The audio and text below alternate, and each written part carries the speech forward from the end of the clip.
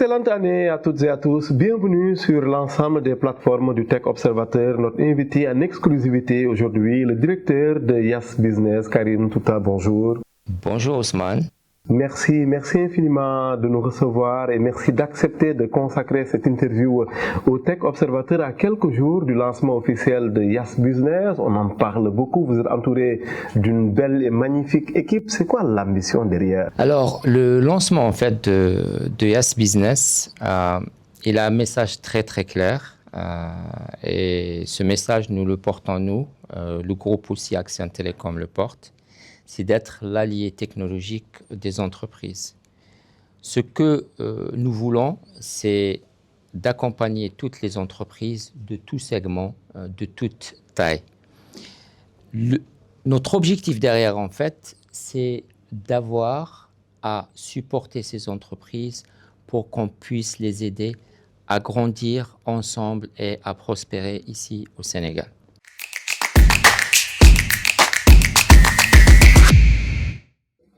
Merci beaucoup Karim pour cette réponse qui a le mérite d'être très claire. Vous parlez des entreprises, de toutes les entreprises en général au Sénégal, mais comment faire dans l'inclusion quand on doit gérer la diversité en même temps?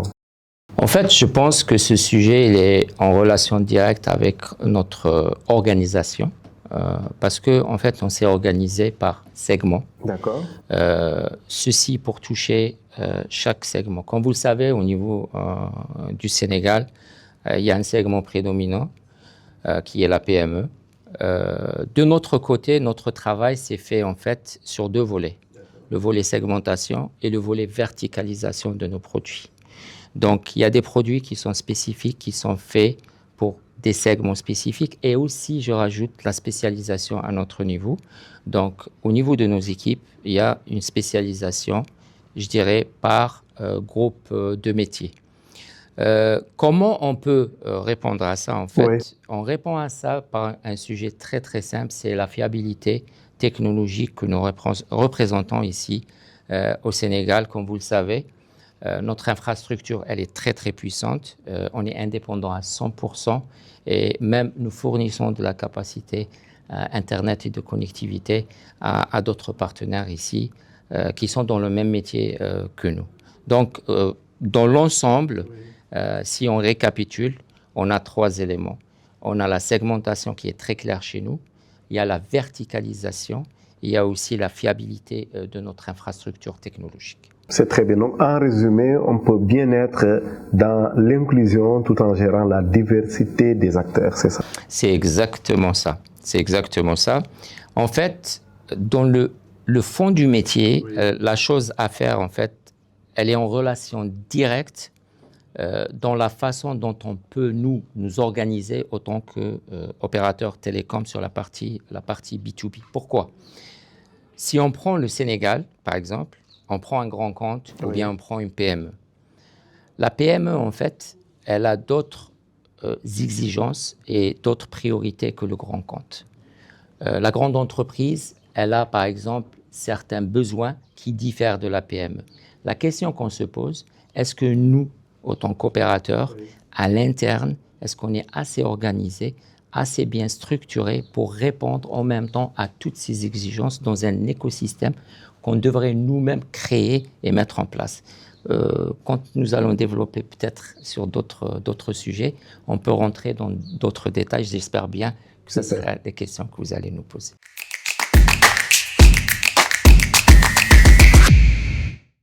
Yas, en général, est présenté comme l'opérateur d'ailleurs le plus innovant du marché des télécommunications au Sénégal. Quelle va être la place que cette innovation va prendre dans le B2B chez vous? Ousmane, moi je dirais que la place, elle est déjà prise. Les initiatives ont été déjà entreprises auparavant, sur une bonne période. En fait, notre action au début était de démocratiser certaines solutions qui étaient inaccessibles pour certains comptes ici au Sénégal. Il y a certaines solutions technologiques qui sont, entre parenthèses, accessibles qu'aux grandes entreprises. Nous avons travaillé pour les rendre accessibles même aux petites entreprises. Et ça, je pense, que c'est une pierre angulaire dans notre stratégie, que ce soit opération, que ce soit groupe Axian Telecom. En fait, comment on a fait ça? Je pense que c'est une question importante. On l'a fait par des actions très simples, mais pour nous qui étaient pertinentes. C'est par le biais des partnerships. En fait, les partenariats, on a priorisé certains partenariats ici avec des entreprises sénégalaises avec qui nous travaillons pour essayer de développer certaines solutions.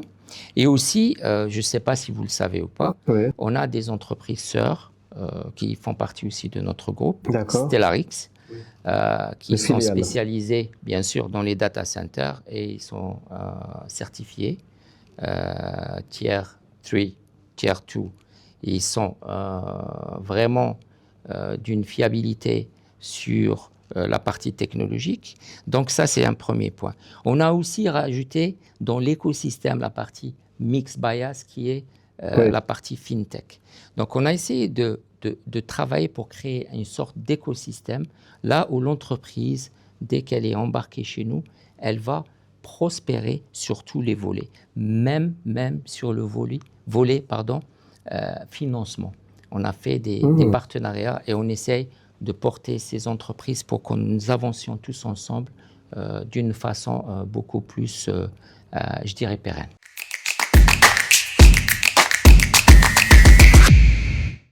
Si vous nous rejoignez à l'instant sur l'ensemble des plateformes digitales du Tech Observateur, sachez que le directeur de Yas Business est notre invité en avant-première parce que prochainement à Dakar sera lancé ce Yas Business qui a été créé, pour rappel, en 2024. Entre-temps, Free devient Yas et ça évolue et bien entendu, l'idée c'est aussi de s'adapter à la marche des télécommunications, du numérique en général. À présent, monsieur le directeur, on va parler de la contribution au New Deal. On le sait, la boussole sénégalaise en matière de numérique lancée en février dernier par le président de la République, Bassirou Diomaye Faye, à Diamniadio.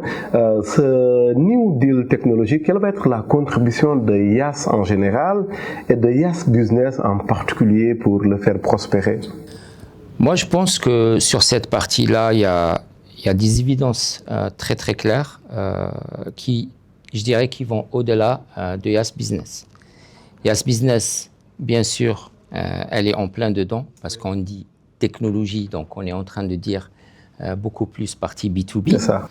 Donc c'est les solutions, la digitalisation, la backbone, tout ce qui en suit. La couche au-delà, c'est Yas autant que toute l'entreprise. Et je vais encore plus loin. Même au niveau groupe, il y a eu des engagements vis-à-vis du gouvernement sur certains piliers de l'axe stratégique du New Deal technologique que nous avons déjà pris en compte et nous nous sommes engagés à les honorer, bien sûr, qu'on est en train de suivre de très très près. Bien sûr, on est un opérateur et on est très concerné par le New Deal technologique sur lequel, bien sûr, nous travaillons et nous continuerons jusqu'à ce que nous atteignions notre objectif commun avec le gouvernement sur le projet lui-même. Le New Deal technologique auquel vous participez, c'est grâce à la diversification d'ailleurs de vos activités. On l'a dit tout à l'heure, c'est un grand groupe avec des branches orientées télécommunications, FinTech, on l'a dit, avec Mix, Stellarix sur le front des data centers. On y reviendra certainement avant la fin de cet entretien.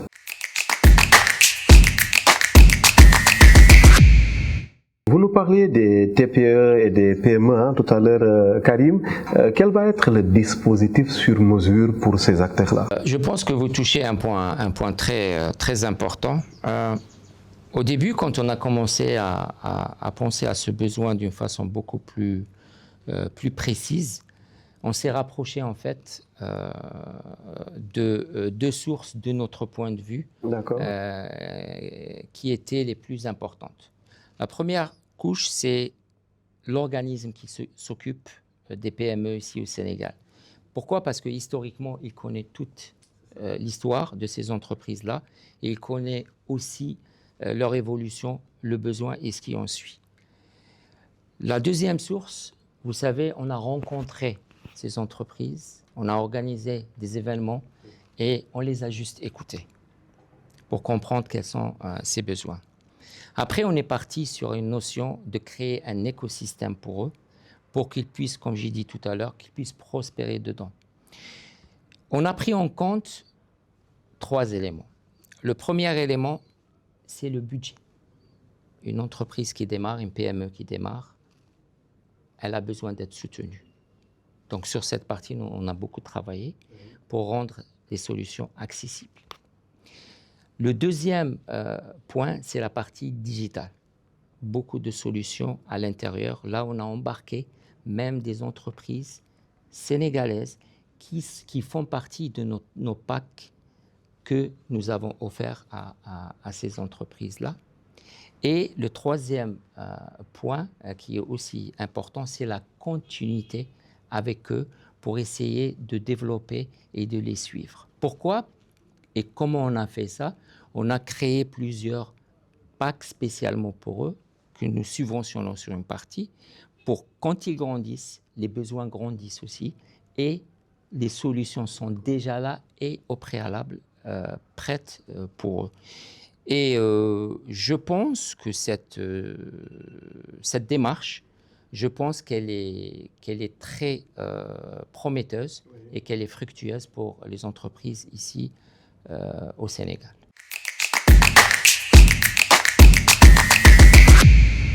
On parlait des TPE, on a parlé des PME, mais on n'oublie pas les autres grands acteurs, ce sont les grands comptes.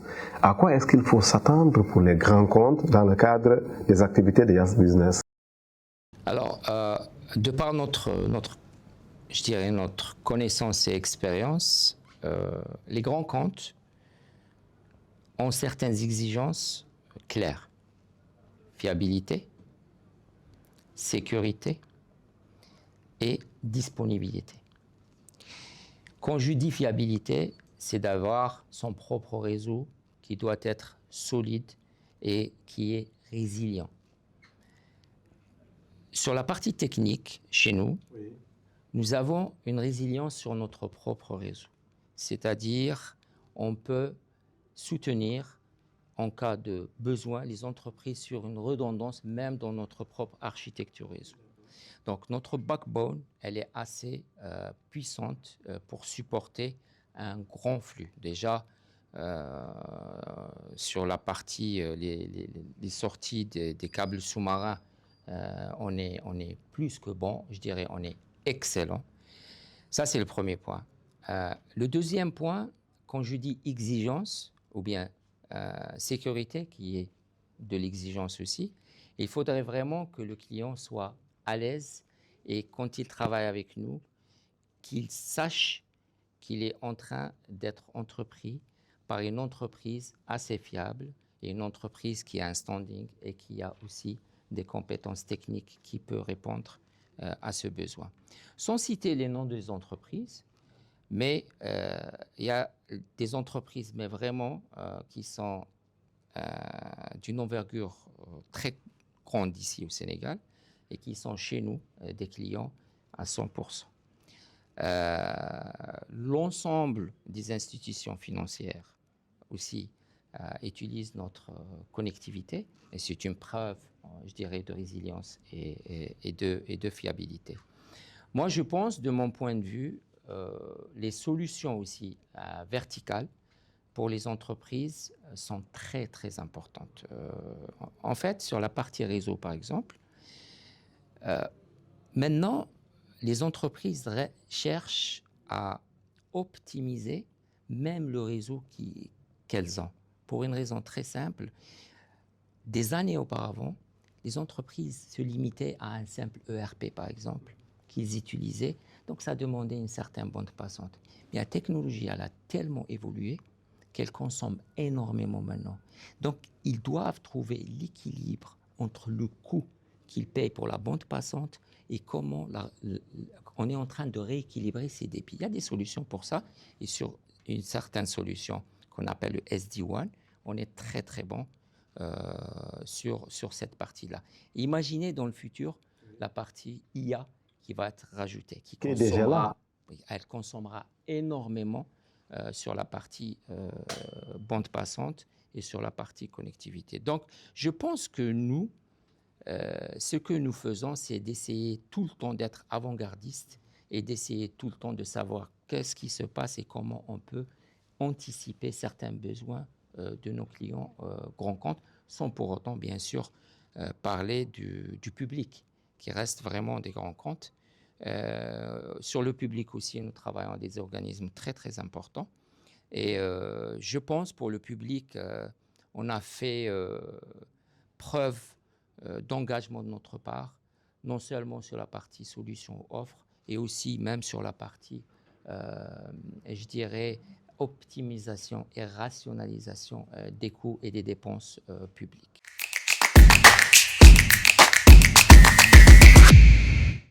Le directeur de Yas Business est notre invité en avant-première sur l'ensemble des plateformes digitales de le Tech Observateur. Karim, j'ai envie qu'on termine un peu cette interview en revenant sur votre parcours.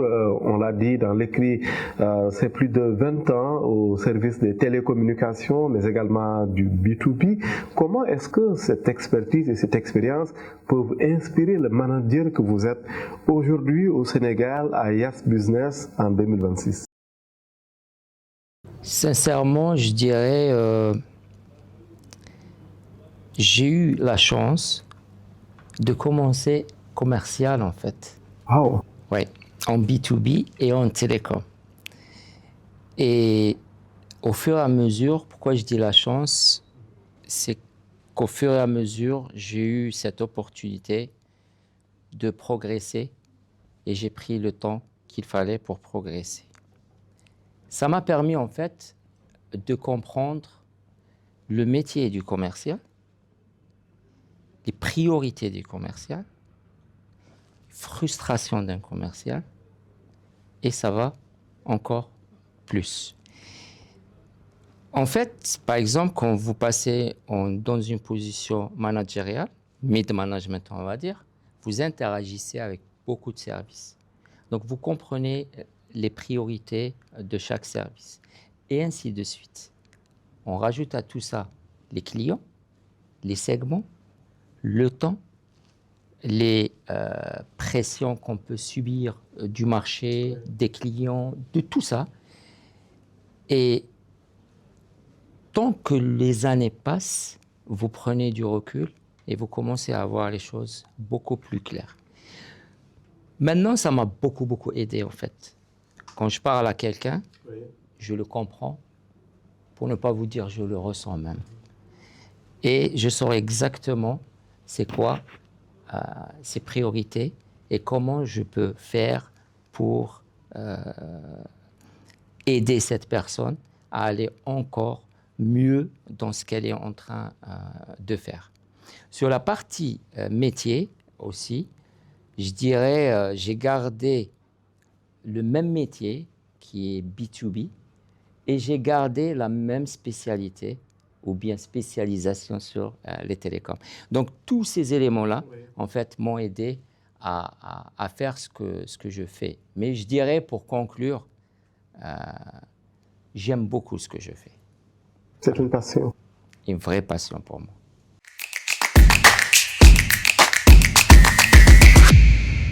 Merci beaucoup Karim pour être venu sur ce beau parcours, plus de 20 ans au service des télécommunications et du B2B.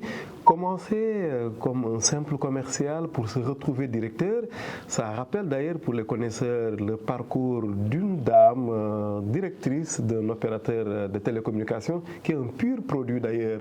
Avant on disait Tigo, avant de parler de Free, aujourd'hui de Yas, et c'est important justement de mettre en avant les soft skills, comme on dit. Aujourd'hui, comment est-ce que au sein de Yas Business, vous arrivez à mettre en place une équipe performante qui épouse un peu les standards du haut niveau quand on parle de capital humain? Je dirais que c'est une très bonne question. Moi, je commencerai avant, vous avez utilisé un mot qui me parle, vous avez parlé de soft skills. Moi, je dirais que le secret derrière tout ça, c'est le respect. C'est de respecter autrui, quoi qu'il en soit de notre position, de notre grade. On respecte d'abord nos équipes, on respecte les gens avec qui nous travaillons. Ça, c'est le premier élément. Le deuxième élément, c'est le partage. C'est partager ce qu'on connaît. C'est de donner ce qu'on sait. Ça, je dirais que les équipes le ressentent parce que cette générosité, elle aide beaucoup à progresser. Le troisième point, c'est l'exemplarité.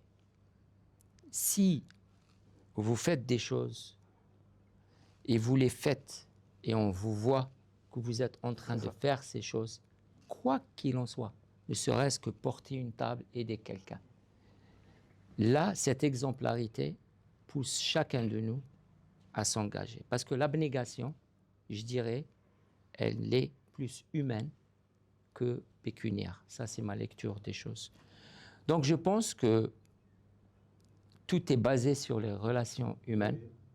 Et des fois, on partage certaines expressions. Il n'y a pas de B2B, il y a du H to H, human to human. Yes.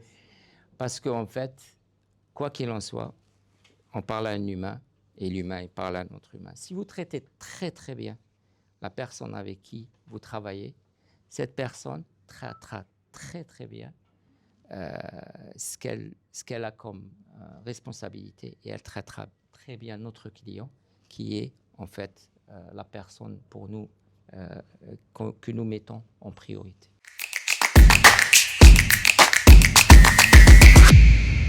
Un parcours, des idées, une inspiration, une ambition également de Karim Touta à la tête de Yas Business aujourd'hui au Sénégal en 2026. Si on devait résumer tout cela, ce parcours, les projets, qu'est-ce qu'on pourrait retenir?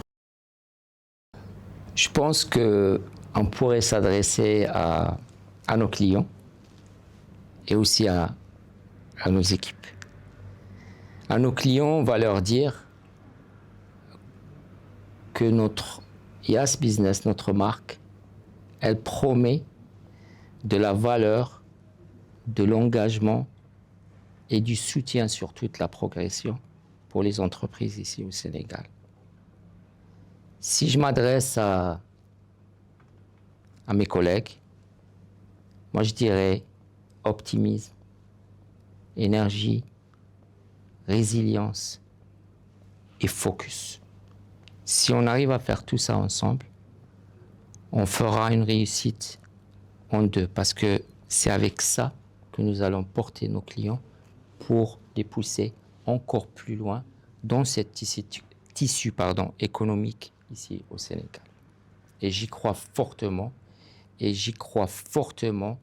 en les compétences des collègues avec qui je travaille ici au Sénégal. Ils sont très, très compétents et moi, ma confiance en eux, elle est là et la preuve, elle est là avec tout ce qu'on a pu réaliser ensemble. Karim Touta, directeur de Yas Business, merci beaucoup. C'est moi qui vous remercie d'être venu et j'espère vous revoir bientôt.